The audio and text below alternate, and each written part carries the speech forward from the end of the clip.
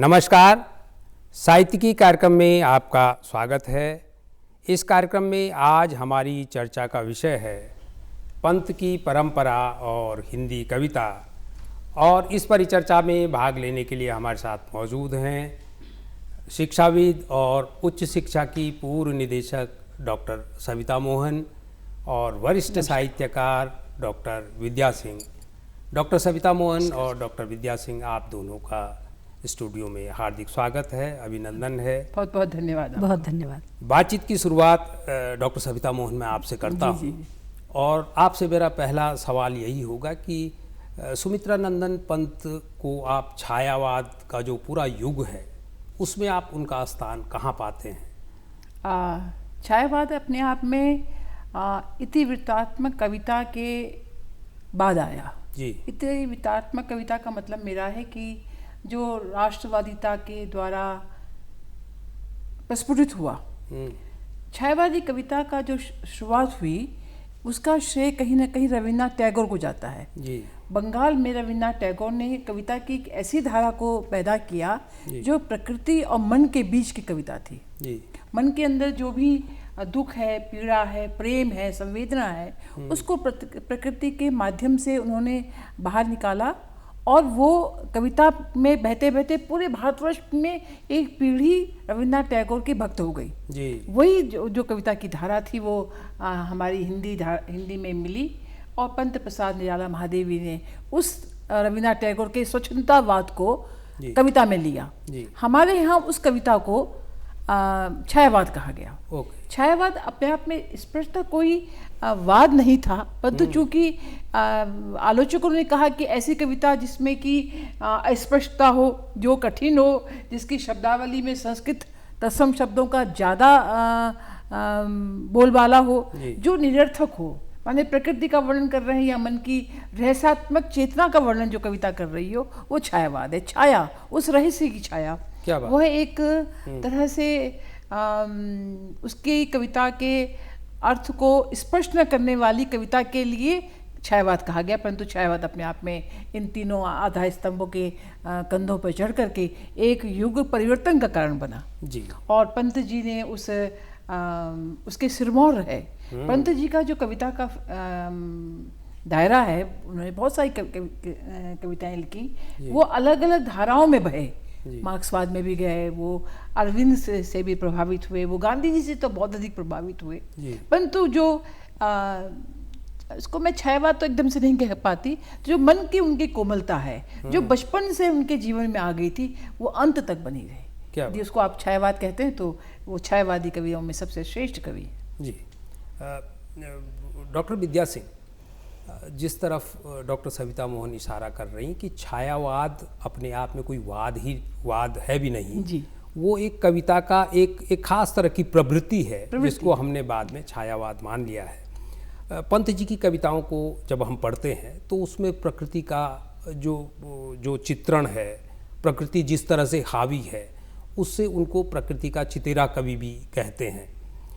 कुछ ही ऐसे ही है जैसे हमारे यहाँ कीट्स और शैली को अंग्रेजी साहित्य में रोमांटिक युग में उसी दर्जे का पंत जी को माना जाता है। लेकिन आपको क्या लगता है कि क्या उनको केवल प्रकृति का चितेरा कवि कहना ठीक है, या उनकी कविताओं में कुछ उस दौर के सामाजिक सरोकार भी शामिल हैं? जी बिल्कुल, उस दौर के सामाजिक सरोकार शामिल हैं। अच्छा। हाँ, क्योंकि वो स्वयं स्वीकार करते हैं जी। इसमें सी पुस्तक है इनकी, गुंजन 1932 में प्रकाशित हुई थी। उसमें ये कहते हैं कि सुंदर है विहग सुमन सुंदर, मानव तुम सबसे सुंदर। बहुत बढ़िया। तो ये एक अपने आप ही संकेत दे देते हैं कि अब ये प्रकृति को छोड़ करके और मनुष्यता की ओर, मानवता की ओर आ रहे हैं जी। और रूपाभ जो पत्र इन्होंने प्रकाशित किया था, उसके पहले ही अंक में इन्होंने लिखा कि जैसे छायावाद के स्थान पर प्रगतिवाद क्यों जरूरी है, यानी क्यों उस सिस्टम को छोड़ करके, उस शैली को छोड़ करके अब इधर आना क्यों जरूरी है। तो ये लिखते हैं कि कविता के स्वप्न भवन को छोड़कर हम इस खुरदुरे पथ पर क्यों उतर आए। इस संबंध में दो शब्द लिखना आवश्यक हो जाता है। इस युग में जीवन की वास्तविकता ने जैसा उग्र आकार ग्रहण किया है, उससे प्राचीन विश्वासों में प्रतिष्ठित हमारे भाव और कल्पना के मूल हिल गए हैं जी। अतएव इस युग की कविता स्वप्नों में नहीं पल सकती।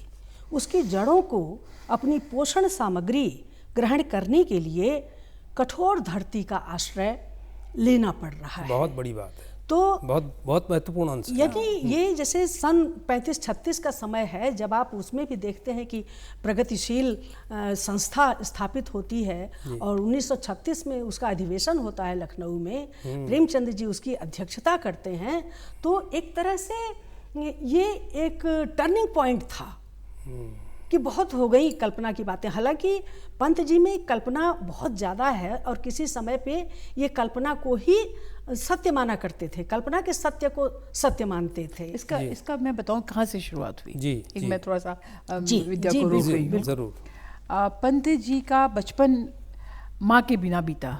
माँ उनको जन्म देते ही चली गई।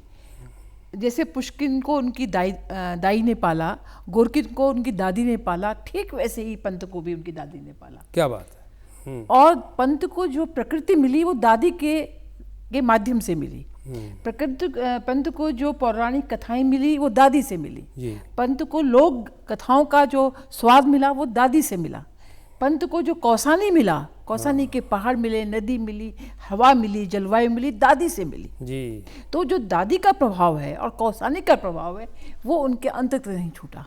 अब इसको सारे आलोचक लोग, पंत भी आलोचकों से बहुत डरते हैं। अपनी किताब के विज्ञापन में उन्होंने लिखा है कि मैं बड़े डर के अपनी किताब को आलोचकों के सामने प्रस्तुत कर रहा हूँ, परंतु जो वो प्रभाव था जिसको विद्या ने कहा कि छायावाद है, जो वो छायावाद उनकी दादी के माध्यम से आया। वो प्रेम, जीवन भर जो प्रेम के लिए तरस रहा हो जो व्यक्ति, और प्रेम की ही कविता लिख रहा हो जो व्यक्ति, उसकी कविता में दादी का वो प्रभाव दिखा जा सकता है। बहुत बड़ी बात है। जी डॉक्टर विद्या सिंह, आप अपनी बात पूरी कीजिए। कहने का मतलब यही कि कल्पना तत्व की प्रधानता उनके लोकायतन तक बनी रही, किंतु पंत जी अपनी कविताओं के मूड, अपनी कविताओं के शेड्स बदलते रहे हैं जी। उसमें इन्होंने लिखा है कि धन्य मार्क्स, एक समय पर यानी जब ये प्रगतिवाद में जाते हैं तो लिखते हैं कि धन्य मार्क्स, चिर तमच्छिन पृथ्वी के उदय शिखर पर तुम त्रिनेत्र के चक्षु, तुम त्रिनेत्र के ज्ञान चक्षु से प्रकट हुए प्रलयंकर। यानी मार्क्स को भी कभी ये आइडिया नहीं रहा होगा कि एक भारत में बैठा हुआ कवि और उनके अपने शिव से किस तरह से उनकी समानता स्थापित करेगा। बहुत बड़ी बात है, बहुत महत्वपूर्ण। तो ये समय है मार्क्स का। फिर बाद में ये और दूसरे भी प्रभाव में गए, क्योंकि ठोस जो मार्क्स की जो क्रांति वाली बात है, जो हिंसा वाली बात है, उस चीज को ये नहीं ग्रहण कर पाए, उस चीज से सहमत नहीं हो पाए। पंत जी की प्रवृत्ति भी नहीं थी, उनकी प्रवृत्ति भी नहीं थी। वो प्रभावित तो हुए, परंतु उनका प्रभाव कोई भी एक प्रभाव बहुत लंबा नहीं चला। उनको समन्वय चाहिए, किंतु उस तरह से नहीं, है ना। जैसे सशस्त्र क्रांति की जो बात करते हैं उस तरह से इनको नहीं। तो इन्होंने अपने समय की, उस समय कहाँ तो बाले तेरे बाल जाल में कैसे उलझा दूं लोचन।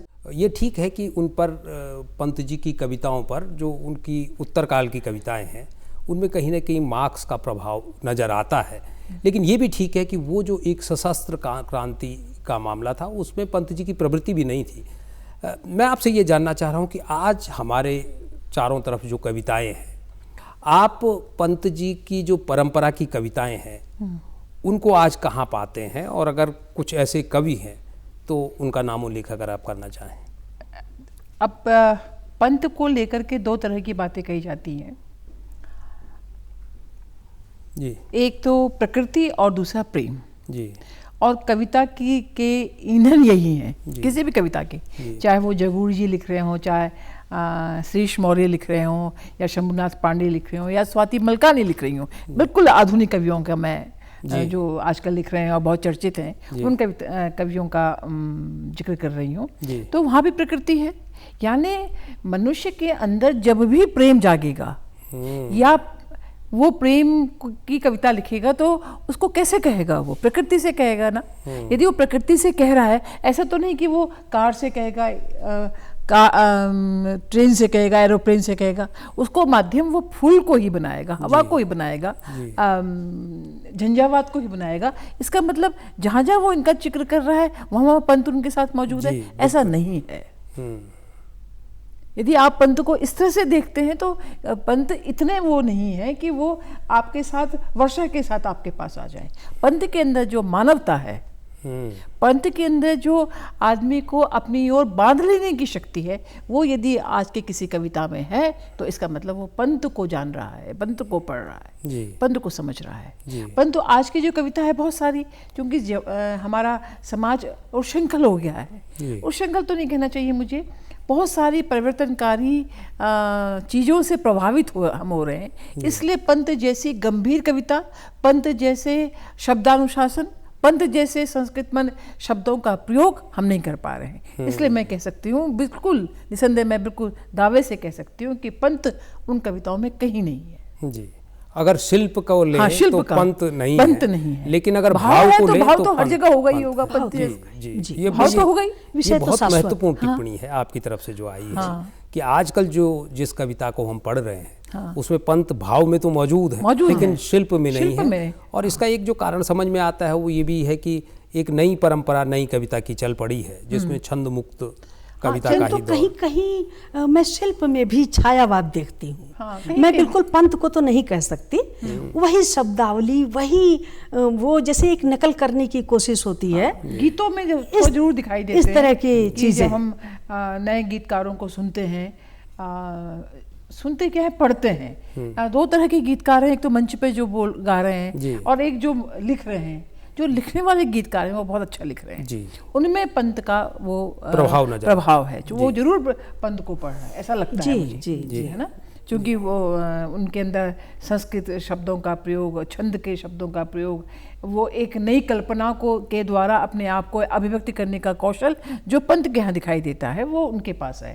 परंतु जो मंच पे जो कविता है उसमें पंत नहीं है। पंत एक संकोची प्रवृत्ति का नाम भी है। बहुत बड़ी बात है जी। हाँ, पंत कभी कभी किसी कवि सम्मेलन में नहीं उन्होंने भाग लिया। अच्छा। हाँ, जो आज्ञा की तरह सबसे पीछे बैठे रहते थे, ठीक वैसे ही जब मैं कभी दो कवियों को पढ़ती हूँ, जैसे मैं तो आज्ञा बहुत अच्छा मुझे लगते हैं, तो जब तो मुझे दोनों एक जैसे ही लगते हैं। इधर मैंने बहुत 2 साल से लगातार रविन्द्रनाथ टैगोर पढ़ा, तो मुझे रविन्द्रनाथ टैगोर और पंत एक जैसे लगते हैं जी। और मैंने स्मृता में पंत बहुत है। हाँ, और आपकी मैं इतनी सारी पुस्तकें लाई हूँ और मैंने अंडरलाइन किया है कि कहाँ कहाँ पर रविन्द्रनाथ टैगोर बोल रहे हैं। क्या बात। और रविन्द्रनाथ टैगोर की कविताओं को भी मैंने पढ़ा है, तो मुझे लगता है कहाँ पे पंत है। यानी एक समय में 2 कवि एक जैसा सोच रहे हैं और समझ रहे हैं। क्यों? क्योंकि दोनों को के बीच में जो समाज चल रहा है उस पर दृष्टि दोनों की है। परिवेश। अब आप उसको मार्क्सवाद कहते हैं, मैं कहती हूँ नहीं, वो मानवतावाद है जी। आप उसको अरविंद दर्शन कहती हैं, मैं कहती हूँ वो भी मानवतावाद है जी।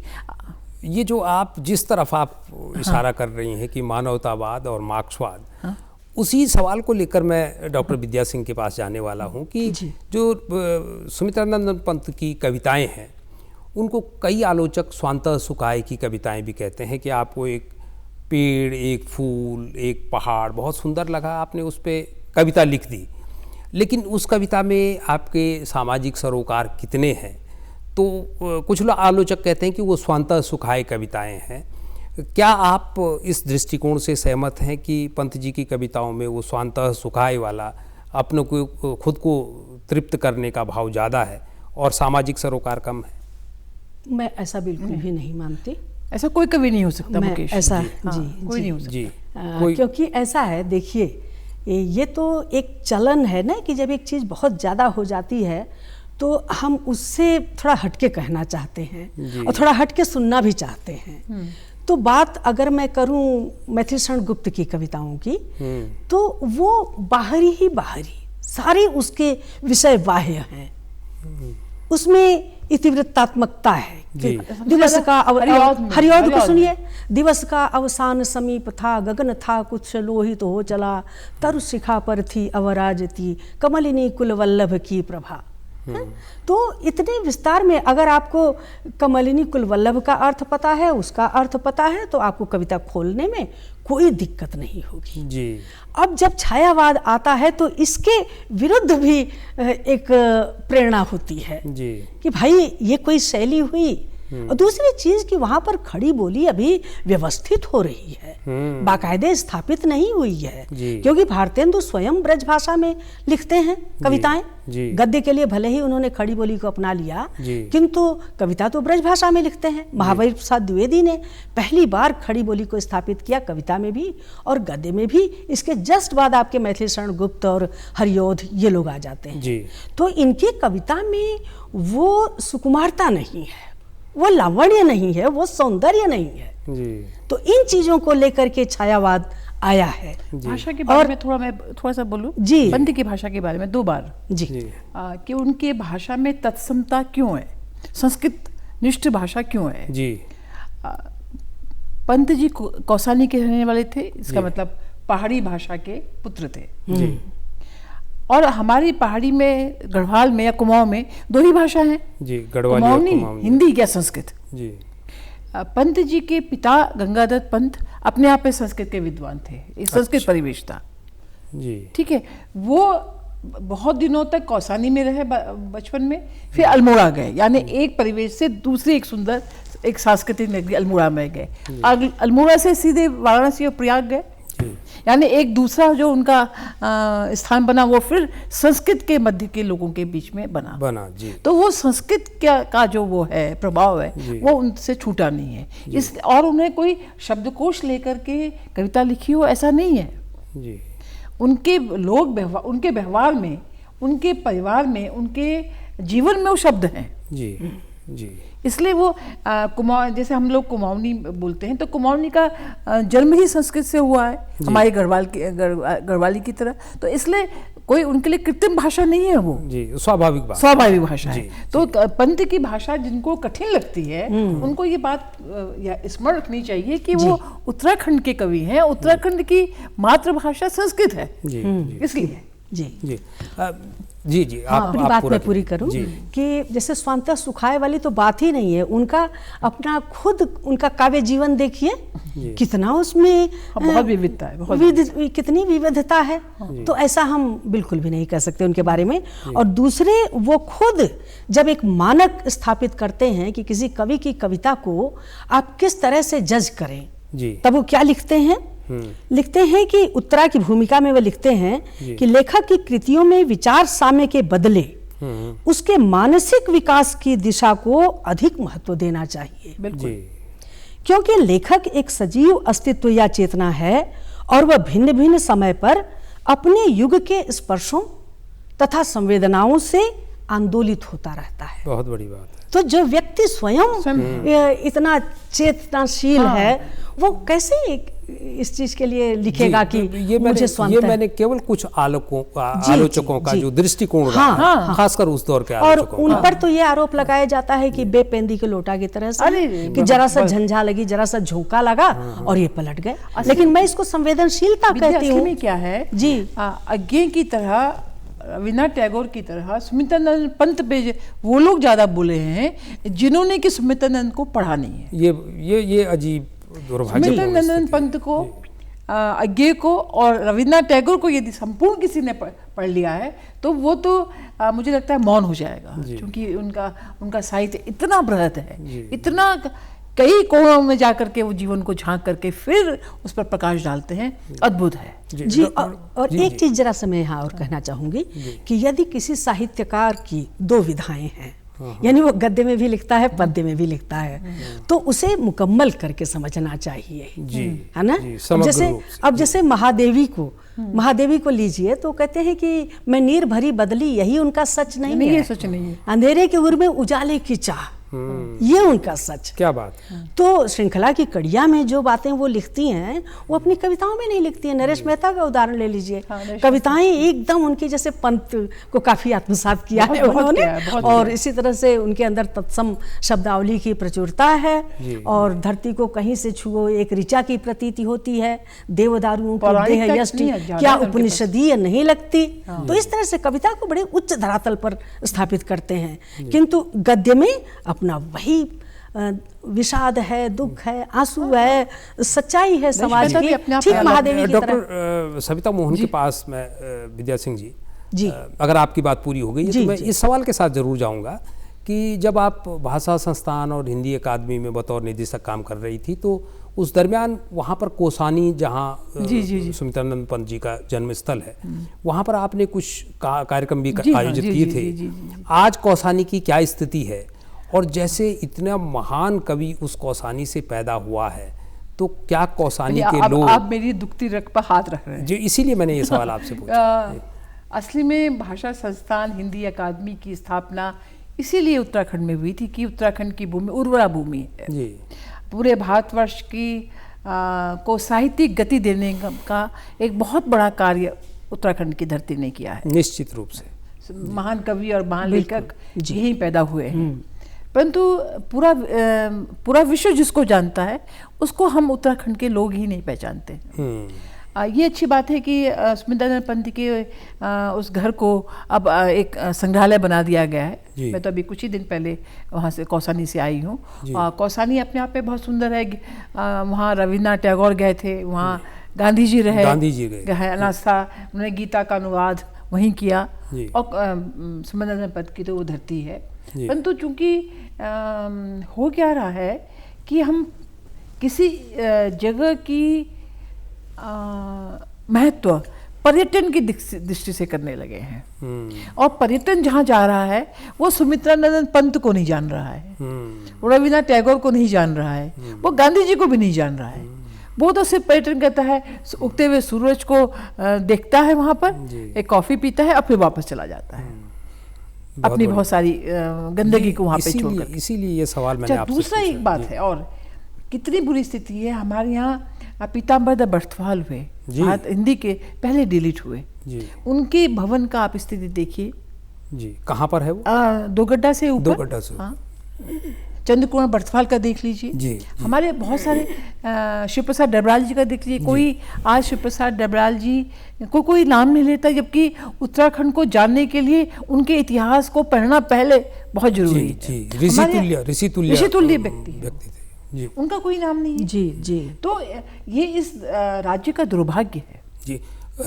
डॉक्टर विद्या सिंह जी, बहुत महत्वपूर्ण सवाल पर हमको डॉक्टर सविता मोहन ने छोड़ा है कि ये बौद्धिक लोगों की, कवियों की भूमि रही है, लेखकों की भूमि रही है।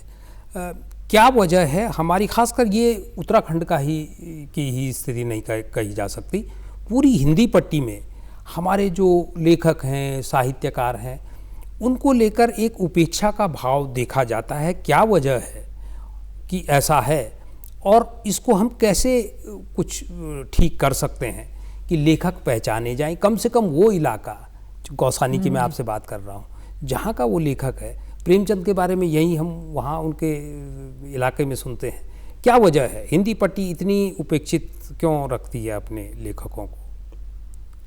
देखिए, इसका एक सबसे बड़ा कारण तो बाजार है।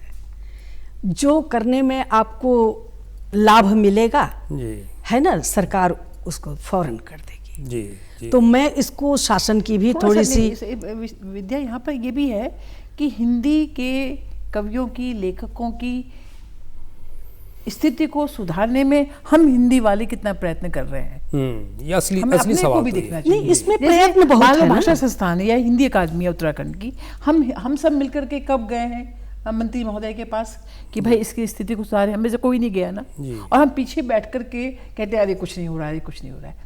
हमें चाहिए तो ऐसा है, मैं यहाँ कहती हूँ कि जैसे सभी नहीं जाएंगे ना, तो हमारी जो संस्थाएं बनी हैं, हमारी जो, वो क्या कर रही हैं? संस्थाओं का बड़ा भारी उत्तरदायित्व होता है। भाषा संस्थान और अकादमी की बात कर रहे हैं एक चीज मैं और कह रही हूँ कि अभी मैं बनारस गई थी तो प्रेमचंद जी का वो देख के आई, बहुत अच्छा बना है, बहुत बढ़िया बना है। उनके बनारस में लमही। पहले तो जैसे पहले 7-8 किलोमीटर दूर हुआ करता था वो प्रॉपर शहर से, किंतु अब तो एकदम शहर के अंदर आ गया है। तो उनका पैतृक निवास है। अच्छा, और उनके जो चरित्र है ना, जैसे 2 बैलों की कथा, तो एक बैल क्या एकदम यानी गेट से पहले ही उनके जो कैरेक्टर्स हैं, ईदगाह वाली जो दादी है उसकी एक ऐसे मूर्ति बनी हुई है, तो अंदर जाते ही एक बड़ा अच्छा सा भाव पैदा होता है ना। तो मैं समझती हूँ कि हम सबका भी दायित्व है, हम सबका भी दायित्व, वही हम उससे बाहर नहीं है। जैसे मेरे विश्वविद्यालय में डॉक्टर नवीन चंद लोहनी जी ने एक साहित्य मंदिर बनाया है। जितने भी पुराने साहित्यकार हैं, प्रतिष्ठित साहित्यकार हैं, उनकी मूर्तियां रखी हुई हैं। किस विश्वविद्यालय की? चौधरी चरण सिंह विश्वविद्यालय। अच्छा, ये बहुत बड़ी है। और ये हमारे भाषा संस्थान की भी एक वो थी, ये योजना थी कि हम उत्तराखंड के श्रेष्ठ साहित्यकारों का एक उद्यान बनाएं और उसमें लोगों को दिखाएं, और वो उत्तराखंड के पर्यटन के मानचित्र में वो जगह आए कि देखो हमारे उत्तराखंड में इतने बड़े बड़े साहित्यकार हुए हैं। दूसरी चीज कि उनके घरों को तीर्थ की तरह से क्यों नहीं बनाया जा सकता? जैसे जब हम विदेशों में जाते हैं तो हम फलां साहित्यकार का देख के आते हैं और बड़े प्रसन्न होते हैं, तो ऐसा अपने यहाँ जैसा प्रेमचंद जी का हुआ है, ऐसा अपने यहाँ क्यों नहीं किया जा सकता? मैं डॉक्टर सविता मोहन और डॉक्टर विद्या सिंह, आपने ये जो आरोप, ये बहुत शानदार परिचर्चा की तरफ आप इसको ले गए कि पंत जी के बहाने कम से कम हम सारे वो जो विस्मृत साहित्यकार हमारे हैं वो सब चर्चा में आए हैं। और जैसे डॉक्टर विद्या सिंह कह रही हैं कि सरकार और संस्थाओं का तो अपना दायित्व है, समाज का दायित्व बहुत महत्वपूर्ण है। और इसी संदर्भ में मैं आपके संज्ञान में लिया हूँ कि यहाँ पर एक संस्था ने एक स्मृति वन बनाया है देहरादून में ही, जहाँ पर यहाँ के जितने साहित्यकार हैं, कलाकार हैं, संस्कृति कर्मी हैं, उनके नाम पर पौधे रोप करके उस एक वन विकसित किया जा रहा है। बहरहाल पंत जी को जब हम याद करने निकलते हैं तो पूरी एक धारा याद हो आती है। तो कितना अच्छा हो कि अगर वहीं शीशे के केस में उनकी मूर्तियां भी स्थापित। चलिए कुछ शुरुआत, कार्यक्रम अब समाप्ति पे है। मैं उनकी कविता के 2 पंक्तियां तो बोल देती हूँ, केवल बस 2 पंक्तियों के समय है शायद। जी। परिवर्तन उनकी क्रांतिकारी कविता है, बहुत सुंदर कविता है और ये सभी के द्वारा जानी और समझी जानी चाहिए। कहाँ आज हुआ पूर्ण पुरातन, वह स्वर्ण का काल, भूतियों का दिगंत छवि जाल, ज्योति चुंबित जगती का भाल। क्या बात है। राशि राशि विकसित वसुधा का यह यौवन विस्तार, स्वर्ग की सुखमा जब साभार, धरा पर करती थी अभिसार। प्रसूनों के शाश्वत श्रृंगार, स्वर्ण भृंगों के गंध विकार, गूंज उठते थे बारंबार। सृष्टि के प्रथम उद्गार, नग्न सुंदरता थी सुकुमार। रिद्धि और सिद्धि अपार, अये विश्व का स्वर्ण स्वप्न। संस्कृति का प्रथम प्रभात, कहाँ वह सत्य वेद विख्यात। दूरित दुख दैन्य न थे जब ज्ञात, अपरिचित जरा मरण भूपात। हाय सब मिथ्या बात। क्या बात है, क्या बात। ये बहुत लंबी कविता है। जी, सबसे लंबी कविताओं में से एक है। वो सृष्टि से शुरू कर करके आधुनिक तक इसको कविता को लाते हैं। डॉक्टर सविता मोहन और डॉक्टर विद्या सिंह, पंत जी का इतना विराट व्यक्तित्व है कि उन पर बातचीत करने निकले तो समय हमेशा कम ही पड़ना है। बहरहाल आप दोनों हमारे स्टूडियो में आए, आपका बहुत बहुत धन्यवाद। ये थी हमारी आज की साहित्य की। अगली बार किसी नए विषय को लेकर कुछ नए मेहमानों के साथ आपके बीच आएंगे। तब तक के लिए इजाज़त दीजिए। नमस्कार।